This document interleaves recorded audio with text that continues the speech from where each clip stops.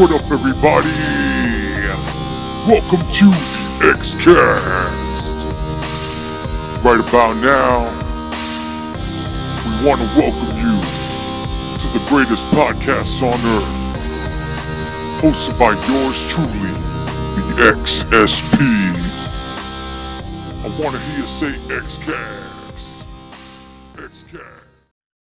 What is going on, everybody out there in the interwebs? It's time for another one called the Xcast with your host, the XSP. Today we got a good one.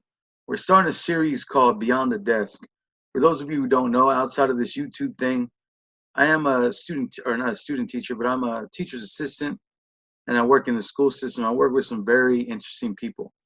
So I want to bring to you a series I like to call Beyond the Desk. Before we get to all that, let's get some things out of the way. I also am a recording artist. You can find me on all streaming platforms under the XSP dash Extreme Street Preacher with an X, hence the name XSP. So you can find me there, support me if you can, listen to my music, stream my music, whatever the case is. And I do really much appreciate it. And it gets the word out there. You can find all kinds of things. I do rap, I do metal, and check those things out. And if you want to just make a donation, whether it be $1 or $2, you can do that at PayPal at DemonSlayerXSP@yahoo.com.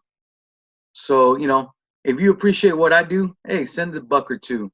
I got a family myself. And as we're not working in an actual school setting, everything helps.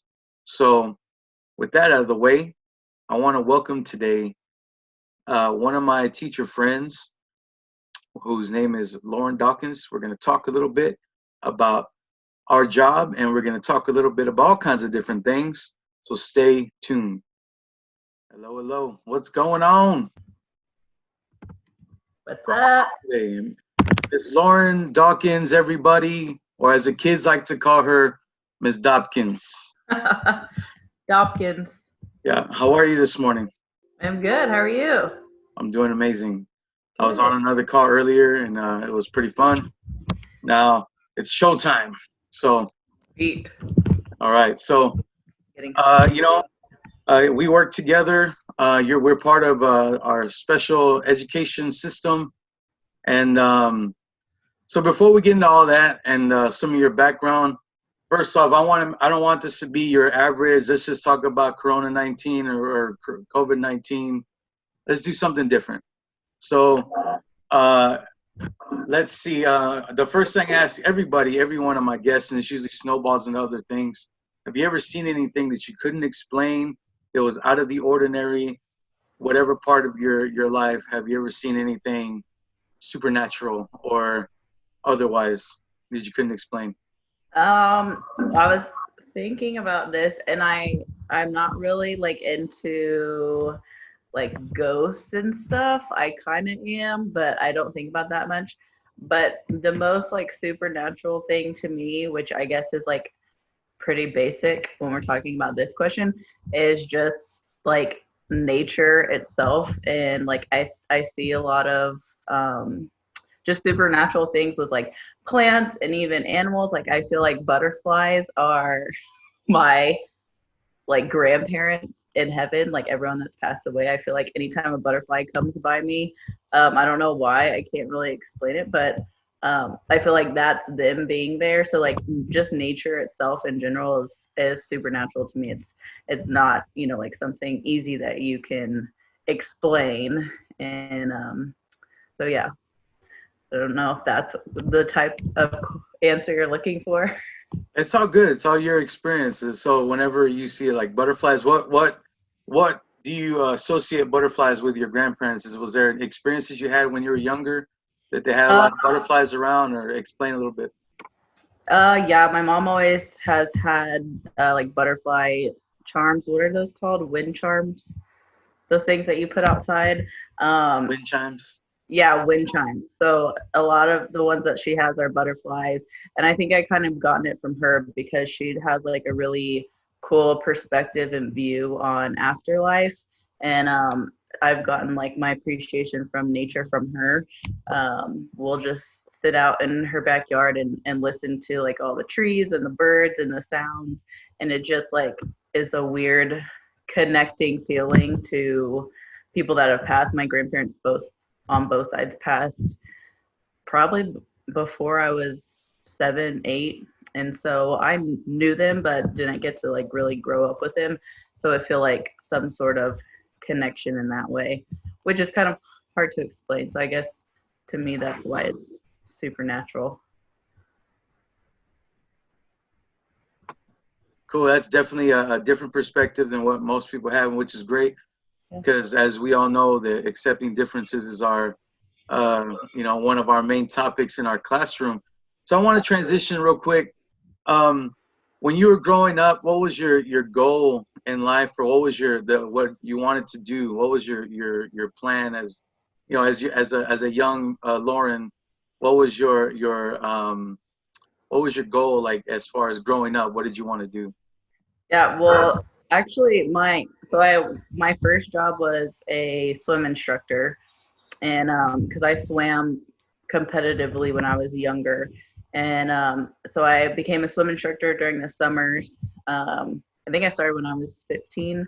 So throughout high school, the summers I was a swim instructor, and then I became a lifeguard kind of combo, and that kind of drove my passion for working with kids. And so I was a swim instructor and lifeguard at the YMCA in Houston. And so I'd work with kind of all ages from real littles, like 2 all the way up till 16. They had like a teen program there too. And I just love working with kids. It was just so awesome and great to be like someone that they trust and, could talk to. They didn't all have like the best home situation. So for them, being at the Y was the best part of their day, their week. And so from there, I think I had to do a service project junior year of high school. And we had to have, it was like a lot of hours. So I was at this summer camp for like 5 days, day and night. They counted the hours, so it was a lot. But it was Camp for All, and it was kids with, I think most of them had cerebral palsy. And so I was paired up with a camper. And so I was basically like her everything. I had to like pick her up, bathe her, take her to the bathroom, feed her, do activities, because she was wheelchair bound. And from then I was like, oh wow, like that was really cool. I really enjoyed that. It was a really, really fun time. I got to meet a lot of like really cool people.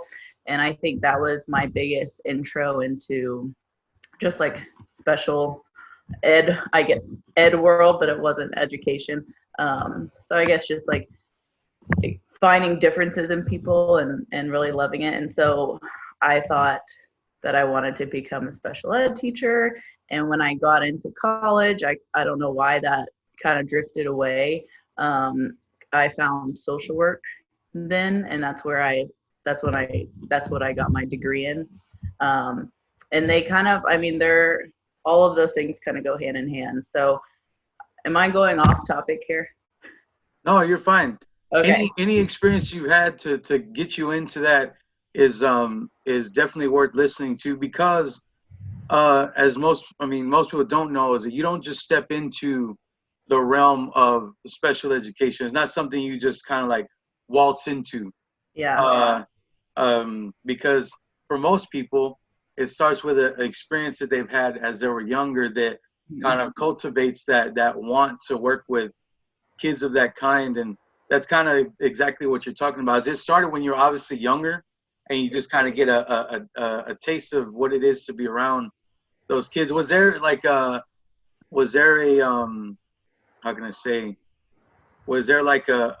bit of a fear going into that, or was you just ready to work with different kinds of kids? I think I was ready. I just like wasn't exactly sure what I wanted to do, and for some reason I didn't think I wanted to become a teacher. And when I stumbled upon social work, I was like very, very into that. And so that's what I got my degree in. And my last semester of college, I became an aide in a special ed classroom, just like the one that we're in. And I still, even for that year that I was in there at the beginning, I didn't think like that was for me to become a teacher. But I did really enjoy my time. And I guess the more that I was there and the more that I thought about it, I was like, wow, maybe this is like what I want to be doing. And so after a year and a half of being in my social work job, I started doing like the online classes and getting my online certification to get into to become certified and start applying for jobs. So I guess I always thought about it and had a passion for it. And then when I started working in the classroom, it kind of drove it a little bit more. And then I made the switch into education. Awesome. I can say that when I first started working in special education, I really didn't have any idea of what was going on. Honestly, in my own mind, and I say this all the time, only to show how things can change. In my mind, I thought it was gonna be a circus, like because when I was in school, those kids are out of control, and it wasn't a whole lot of them like there is now. We'll talk about some of that here in a little while. When I was a kid, there was maybe 5 or 6 kids in a classroom. Today we have 30 or somewhere around there. Mm-hmm. What was your first day like in what was your first day like on the job as the head teacher? What was your experience? What were some of the ups and downs of the classroom at that time, as you've never really been the head of a class, but now you're thrown into the situation? So when I first got my teaching job, or when I first started as the aide? Well, yeah, give the go chronologically. So you're an aide, and then later on being the teacher, the head teacher. Okay, so when I first, like my first day as an aide, probably my first week or two, I was just like, oh my God, it was very overwhelming, just because I hadn't been in that setting before. And I think we had 12, maybe 13 kids, and just like all very high needs, a lot of noises, a lot of movement, a lot of meltdowns, a lot of things that like I just wasn't used to. And so it was just like a huge shock at first, honestly. Hold on real quick, let me stop you there, because for those who are not familiar with those terms, meltdown, high needs, explain a little bit of what that means in our setting. Okay, so in our setting, high needs it means like a variety of things. High needs means like they say a kid needs one-on-one supervision. They can't be left alone. They need help doing almost any and everything, which could be toileting needs. It could be feeding needs. It could be work needs. So high needs basically means like these students need help with pretty much every aspect of their day, of their lives. And so in that classroom, we had a lot of high needs. And as far as meltdowns goes, those could look like screaming, hitting their fists on the table, hitting their head. It could be physical harm. It could be property destruction. So it's just like a variety, just like a whole spectrum of things that were going on. And it's just like, it's a lot to take in. And when I see like subs who will come into our room who haven't been in our room before, it just takes me back to like when I first started. And so you're walking into the situation, everybody needs a lot of attention is basically what we're talking about. Yeah. Tell us about some of the things you went through. So like, sorry, again, as an aide or like the beginning of, I could talk about the beginning of Both. my teaching. Both. Just Okay, dive into it and give us some content. Okay, well, I'll tell you my experience as becoming a teacher. So I was lucky in the fact that whenever I got hired on in December. So it was mid-year, and it was 2 of us at the time. So 2 teachers, and I think we had 3 or 4 assistants. And so I was able to get like all this guidance and help from my teacher partner, Caitlin, at the time, Miss Ripley. And so it was a lot to take in. But I was so fortunate in the fact that I had her and I didn't feel like just completely alone. But fast forward to after that semester, they split our class down to one teacher, and then Caitlin moved to the high school. So it was just me in this classroom. It was a middle school. And and I, I mean, I had like a few months of experience as a teacher, but going into this whole new year with new kids on my own was extremely hard and overwhelming. And in middle school, they're not as, at least here in San Marcos, they weren't as separated as like we have at the high school. We have 4 different classes, like different levels. They're kind of grouped accordingly. And the middle school is kind of all of them in in one area, in one classroom. So I struggled with just being able to teach them all their different needs, to help them with all their different needs, to figure out the systems, figure out good. Just being a first year teacher is hard anyway. And then when you have such a variety of students, all with different needs and different goals and different everything, it was just very challenging. And so I had a really rough time my first semester alone, which was 2 years ago. But and you finally get used to it, get the hang of things. So the second semester was a little bit easier, but it's just a lot. It's just more than I ever imagined being a teacher would be like.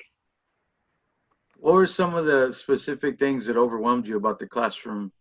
What are some of the events maybe that, because I know that, like you said, meltdowns and things like that. Is there a specific one that really challenged you in a way? What was really challenging for me is I had as low as a student needing feeding and bathroom help, like couldn't do any of that on his own. And then it ranged all the way up to very independent, very functional, almost on grade level students and all in between. So that was the real challenge for me, is figuring out how to deliver their academics and also functional goals, with each one of them being so different. And I felt like I had like a lot of pressure to get the academically higher students closer to grade level, but also dealing with the behaviors of the lower students. And those behaviors look like what I was kind of saying earlier. The yelling, the screaming, the cursing, the meltdowns, the self-injurious behaviors, property destruction. And that wasn't obviously all the time, but it's just like a huge juggling act all day, every day, like constant minute by minute decisions, just a lot in one day. And like I said, it was really, really hard the first 6 months. From the sound of it, looks like you were being tumbled over like a dryer. It's like, because you're worrying about this over here, then this thing comes up, then another thing comes up. Did you feel like you had the proper help in your classroom, or was it difficult?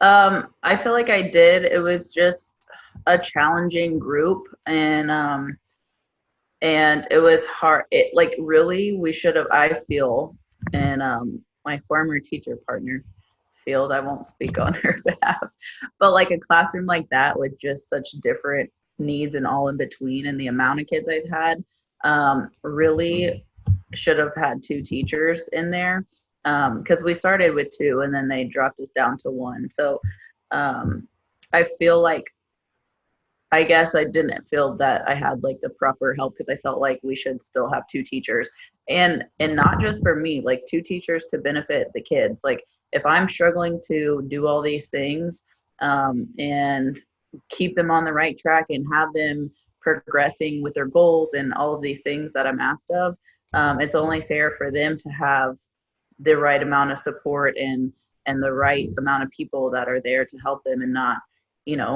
be pulled in 70 different directions all day long.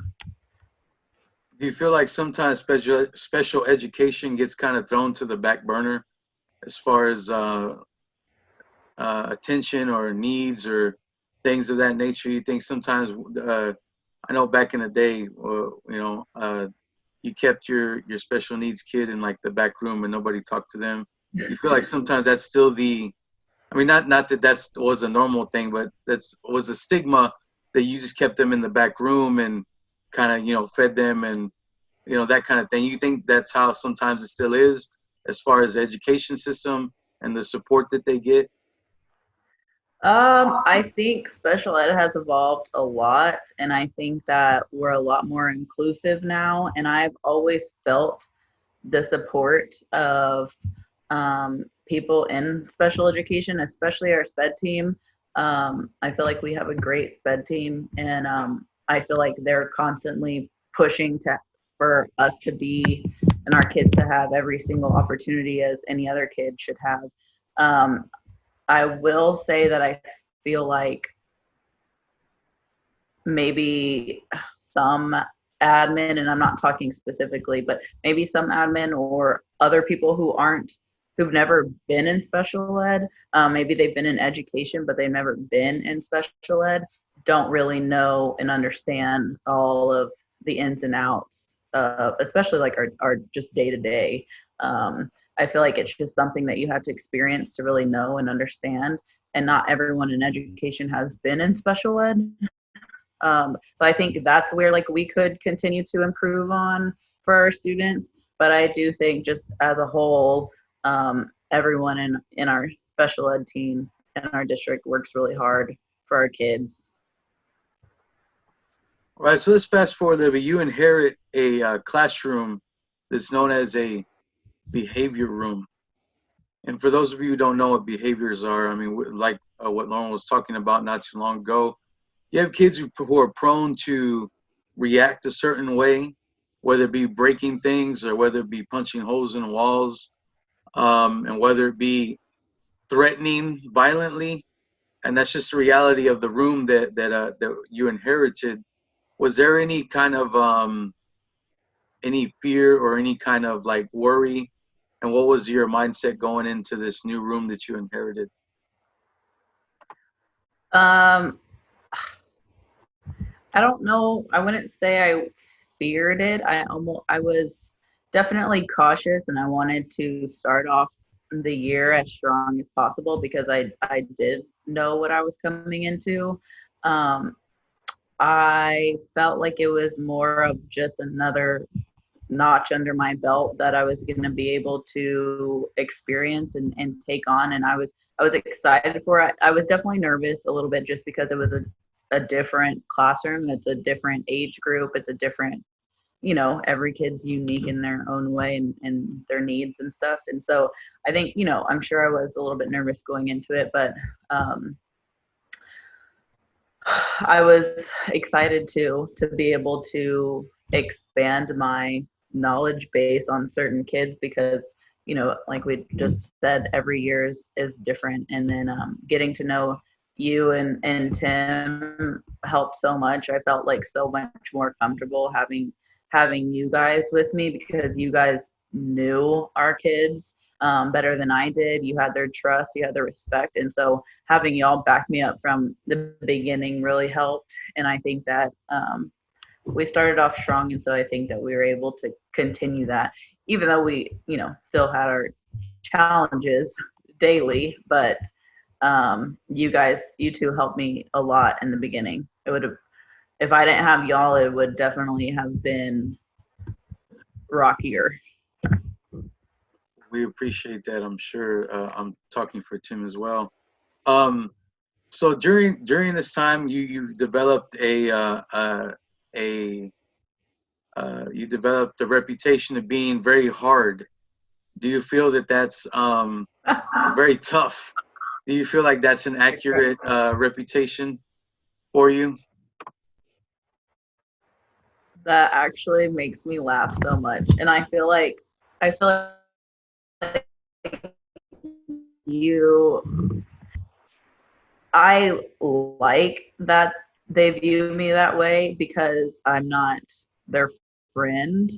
Obviously, I want to be as much of a support and teacher and mentor and everything possible for them, but I'm not there to be buddy buddy, even though I want great relationships with them. I want them to, have respect for me, for you guys, and to just learn as much as possible for me. And if they think that we've told them this so many times, if they think that I'm being mean, which I never feel like I'm being mean, I feel like I'm being stern because I see how much potential they have. And so I want to hold them to that standard because I know that they can get there. And so I think that to them translates as me being mean, but it's really because of how much I care and see in them. So, or I think it's funny when they say that I'm mean. What do you think it is that gave them that impression? Or do you think that there's a pinpoint moment where they started thinking that? Because I don't recall there ever being any mean type of situation. But do you think that there was a pinpoint moment where they started to kind of put that that reputation on you? I think they had that from the beginning. I think they were like kind of nervous and feeling me out from the beginning whenever we went over the student contract and expectations of our classroom. I think they were like, who, what? I don't, they didn't know. And I think that I held that same, what, I don't know the word for it, vibe going into the year. And, there was times that we had to get onto them about either their behavior in the room, behavior outside of the room, them putting in the effort. And so I think those firm conversations, I think they get that a little bit mixed up with being mean somehow. I think, they're still learning. So I think with our kids, they've been told for a long time by a lot of people that you can't do something. So when someone sets up an expectation, they're like, well, you're just being mean, because everybody in their life has walked them along with their, held their hand all along, even though they're very capable of doing many things, maybe not as much as some others, in which we don't deal with kids with Down syndrome usually in our classroom. I know sometimes when I tell people that I work in special ed, first thing they think of is Down syndrome or wheelchairs, but that's not the kids that are in our classroom. Do you think that maybe as a message to those who may be watching who have special needs, you think that they should encourage them to do more or encourage them to step up? What do you think would be a good message for those who are watching or maybe expecting to get into special ed, as far as like how you treat the kids, the students? Yeah. For me, I've always seen them as the same. And I know that sounds like very cliche, and you treat them accordingly to, their level of understanding. Like, yes, you want to treat them equally, but get to know, that's why building relationships with them is so important, because when you get to know them, you get to know like their level of understanding of things, and that's how you gauge on what you're going to hold them accountable for, what they know. And like we tell our kids all the time, like, we know that you know right from wrong, so we're going to hold you to that standard. So my message, if anyone's getting into special ed, is to me they're literally the same as any other student, any other person. They don't want special treatment. They don't want to be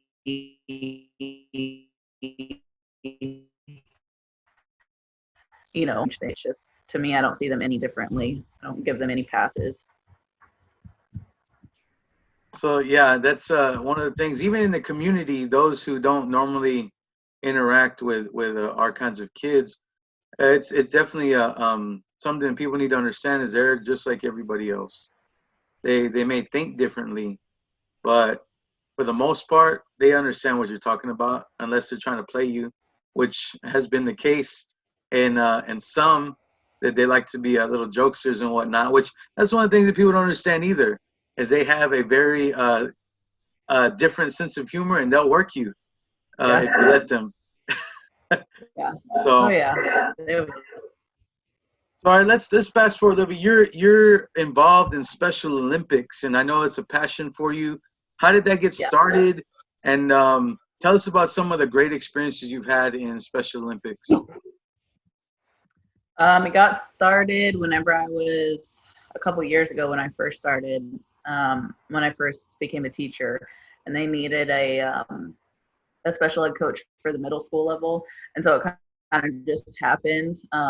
Thankfully, it just happened. I didn't really seek it out, and so I've been doing it since then, and it's I love it. It's so much fun, and it's fun for me, and it's fun for all of us coaches because of how much the kids love it. Like they love being with their friends. They love competing.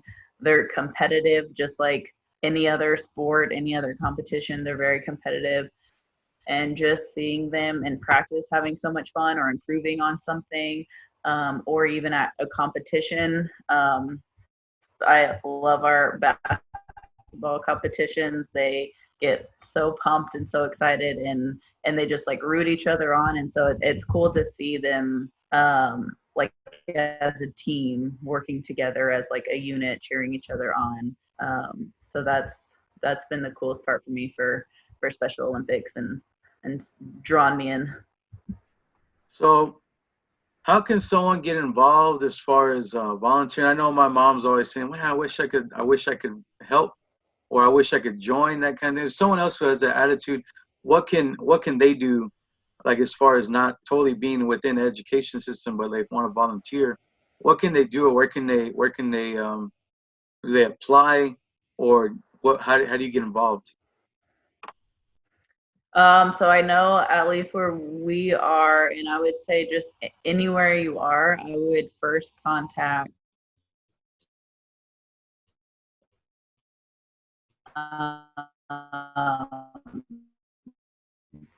your school district, the school district that you're around, and seeing if they even have them know what type of like if there's I don't think there's an application. There might be, but I know for us, we have volunteers.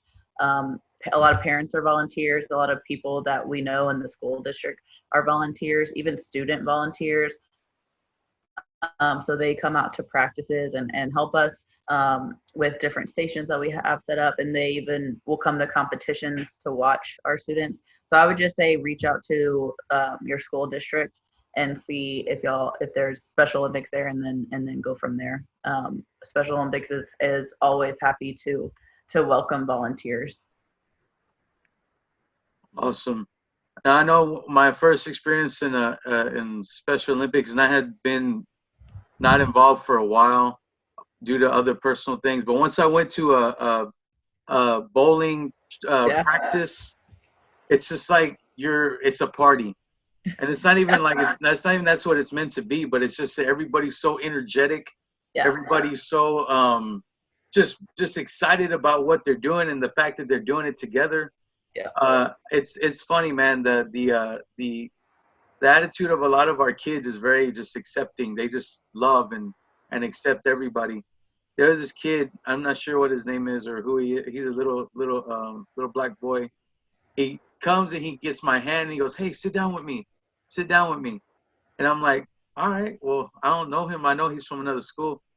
I sit down, he gives me a big old hug and says, "Man, I'm glad you're here." I was like, I know. You know, it's just like, you know, it does something to your heart. And have you ever had those moments where your heart just melted because of what one of our students said or did for you? Yeah, I'm really bad at remembering specifics like that. I'm trying to think. I think that's just a storyteller in me. I think I have a thing for storytelling. Yeah, that is. And yeah, I'm not good like that. But I was going to say about Special Olympics, you hit it spot on about the party. Like it really is like a party for them. Anywhere that we are and they're all together, it's just like they all have such a great time, and that's just like you can't help but have such a great time with them. So that was my comment on that. But I'm trying to think if I had. I know I have. I'm just so bad at remembering this. Like a specific moment. Well, I'll tell you this: there in bowling, and I've only been to the bowling and a couple of the basketball ones, but definitely the bowling. If anybody can get a chance to get to the bowling alley when they're having their practices, that's the party. That's the place to be. You're talking about root beer flying, burgers eaten, chili cheese fries, or whatever the case is. Whenever they get together, and then they could be the terrible bowlers. Not to knock on them, but it doesn't even matter. What matters is they're all there together, and that you're there supporting them, and they love that you're watching them. They get gutter balls and like, oh, did you see that? Did you see that? It's like, I did, yeah, awesome. But that's kind of their whole thing is they're just excited that you're there to watch them. Oh yeah, they just love being around everyone, and that it's just like my favorite thing about them is that they love just like the most simple things, and the most simple things like are the biggest and most fun and coolest and best to them. And so you're like, wow, you're right, this is really cool. And like not everyone can just stop and see that, but they have the knack for that.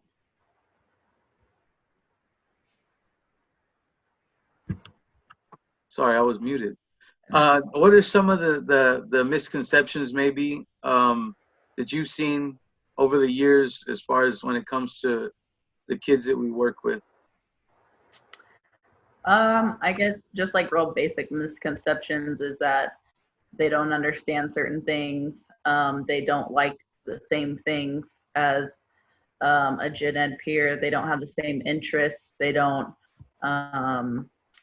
want relationships. They don't just like just if you think of any average kid, they're just like them, just in their own unique way. So I feel like any differences that you think of them is a misconception, and because we see them as so similar because they are. Yeah, definitely. We've seen our share of love triangles and drama. Yeah. More maybe than in a gen ed general education classroom. Yeah, I mean it's all typical teenage behavior. It's nothing special. You find it throughout the rest of the school. The same age kids are doing the same thing. So just looks a little bit different if you're not familiar with them. What are some of your goals in your as you've been teaching for a while? What are some of your future goals? What do you want to accomplish with the next coming years? What are some of the things that you feel that need to be done maybe in the in as far as your classroom and the future? Future goals for our classroom, I kind of take it, I don't have like a big future plan like 5 years down the road, but I think I have a goal for this coming year for us in our classroom is just to continue the relationships that we have with our kids, and continue just getting better and better at what we do. I feel like every year you kind of pick up new tools and new ways of doing things. I just want them to have the best time at school that they can, and us too. It's like a mutual thing. Like I want all of us to be excited to come, to be happy, to really feel good about what we're doing, to teach them obviously academics, but I feel like you and I are kind of on the same page with this, just like real basic life skills and communication skills. I feel like that's just extremely important. So that's just the goal to continue for this year. And then I don't know, we'll see where it all takes me. Yeah.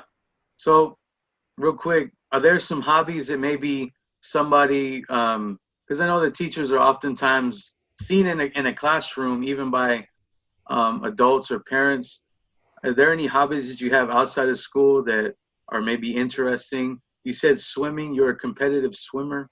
Yeah. Is there any other things like that are of interest to you?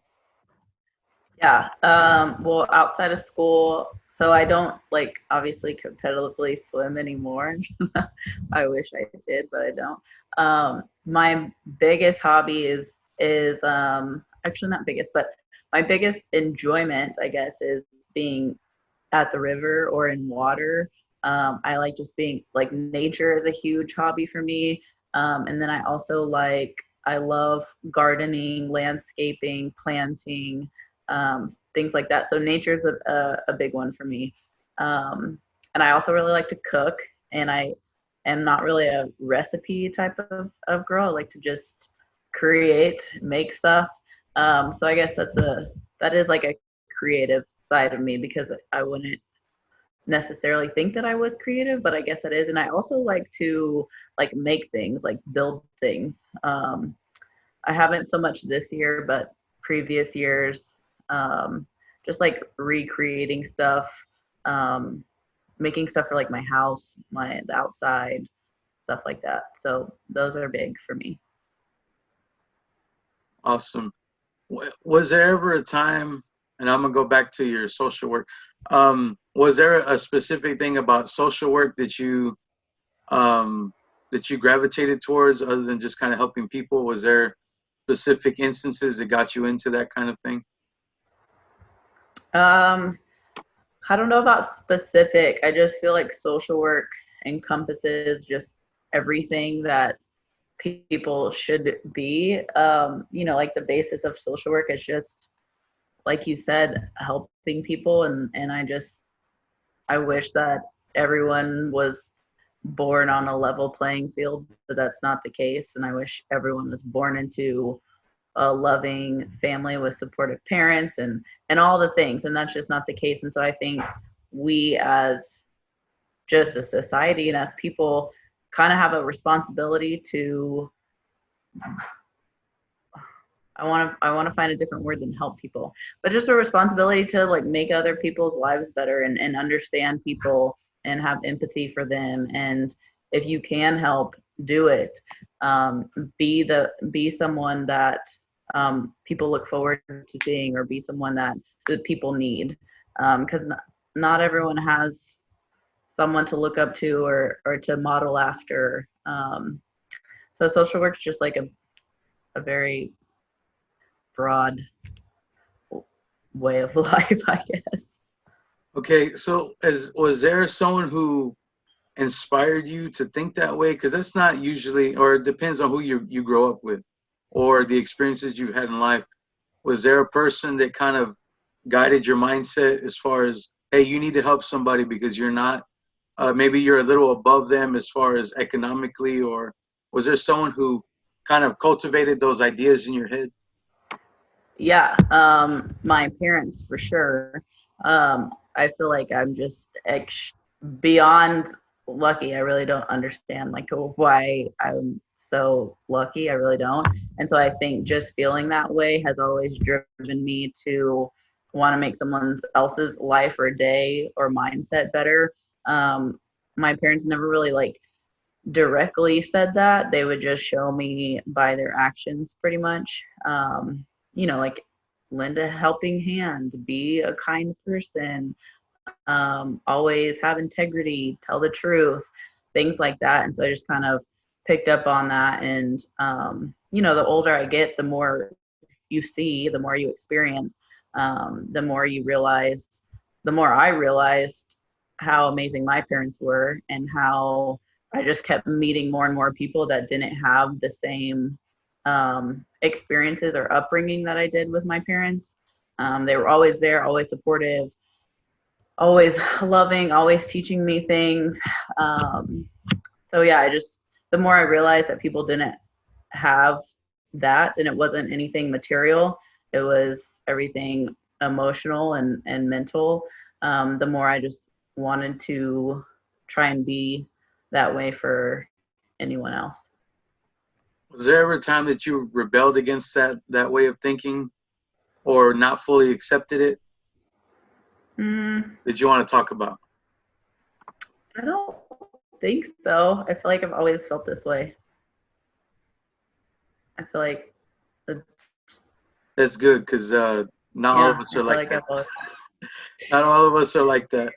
All right. Well, any last words before we cast off? Anything that you'd like to let the public know, or that you want to inform, or any little shout outs that you'd like to give? I would definitely shout out all of our teachers and assistants. We really have an awesome team, and like I said, it's really nice and refreshing to be with such a great group of people who just really enjoy being around our kids. And right now, it's been hard being away from them, but I know we're all looking forward to next year. So shout out to all of our people. But yeah, I think that's it. Shout out to you and Tim.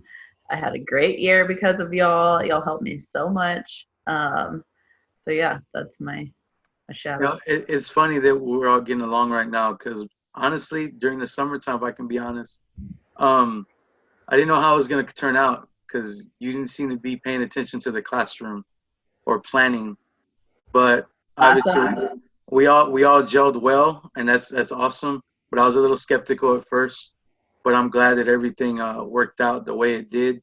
And because I felt like you weren't paying attention to the classroom. But I mean, I don't know what you're going through, and I didn't ask either. But I'm glad it all worked out. You're talking about last summer, like before school started? Yeah, the summer before school started, when you first came in, it was Yeah. like I was like, man, she's not even paying attention to the class. Like we need to plan, we need to brainstorm. And I Uh, remember telling Tim too, and you were like coming in and out and like not really talking much. But like I said, I'm glad it all worked out. And I know. I guess that could be where, so the kids get some of that man, what's wrong with her? She's tough, she's hard. Because even I myself was like, hey man, she's not paying attention enough. But obviously you do, and you are, and we ended up working well together. Definitely. I know. We should ask Caitlin about the funny story when we first met. And she had like a totally different view of me than what she does now. Obviously, we're like really, really great friends. But it's just funny that I guess I give off some sort of vibe before you know me. But yeah, she could tell you a funny story. And for sure, and which that's the whole thing, is you got to accept people as they are and get to know them. Just like our kids, you got to get to know them before you can actually build something with them. And that goes with everybody. Obviously, they're just like we are. And if adults can misunderstand each other or look at the outside and think, oh, they're just not whatever, then obviously, they need to take our kids and look beyond the disability and really get to know the person inside, because they're totally different than what you may perceive. Definitely. Definitely. So, all right, man. Well, thank you for your time. Thank you for your insight, and hopefully we'll get back here in school pretty soon, and do that. I think our next interview is with Tim. He's a character all his own. That'll be Oh, great. that's going to be an interesting one. Thank you for sharing your experiences and how you feel about the education system. Once again, just is there anything else you'd like to say? No, I'll pay attention to the classroom this summer though. Anyway, yeah, I just thought I'd let you know that. I mean, now that it's obviously going to be on, it's going to be on something, but still, it's good content. To get real human emotions and whatnot. But definitely appreciate your time and your strong attitude in the classroom. You're so tough and whatnot. It still cracks me up. I'm gonna carry that though. I'm not letting that go. Don't. You got to keep it going, no matter who's in the classroom, even if it lets up, like even if it's softer next year, which I think it is going to be. Yeah, and it just makes it more fun, like when you do let loose a little bit or let off, and you can have fun with them, and I think it's good for them to see both sides. It is, and I've done that over the course of my time. When I'm teaching a class, is if I have to, I'll get loud. That way they know you can't just step on me, and I'm not just always friendly. Exactly. I'll jump right back on where I was after I do it, so that way it kind of puts them in shock a minute. Then when you're dealing with kids, man, you got to be the one in charge. They can't run you over. Always, or they will. Yeah, they will. Especially our kids, like I said, man, they're tricksters. They'll make you think one way and then they're going to do something wild, you know. But thank you once again. You're welcome. Thanks for having me.